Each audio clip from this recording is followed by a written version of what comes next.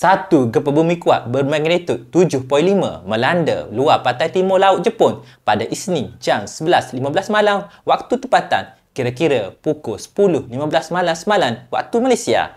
Gempa berpusat kira-kira 44 batu dari pantai timur laut pada kedalaman kira-kira 33 batu. Gegaran kuat turut dirasai di Tokyo yang terletak lebih 400 batu jauhnya, kira-kira 645 km.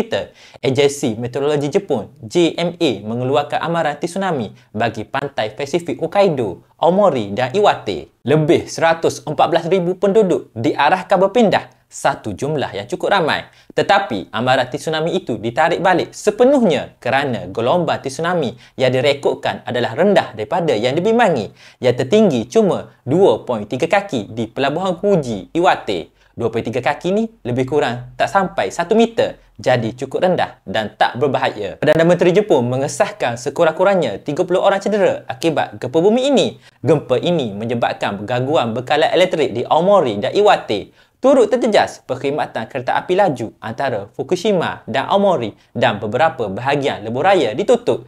Nasib baik, loji nuklear di Higashidori dan Onagawa tidak terjejas disebabkan gempa ini. JMA mengeluarkan amaran bahawa terdapat kemungkinan 1% untuk gempa bumi berskala besar magnitud 8 atau lebih berlaku minggu ini. Jadi, dia minta rakyatnya untuk mengambil langkah persediaan bencana sebagai keutamaan. Gempa bumi sering terjadi di Jepun kerana negara mereka terletak di lingkaran api Pasifik, zon yang cukup aktif dengan kejadian yang berkaitan dengan gempa bumi dan pergerakan kerak bumi.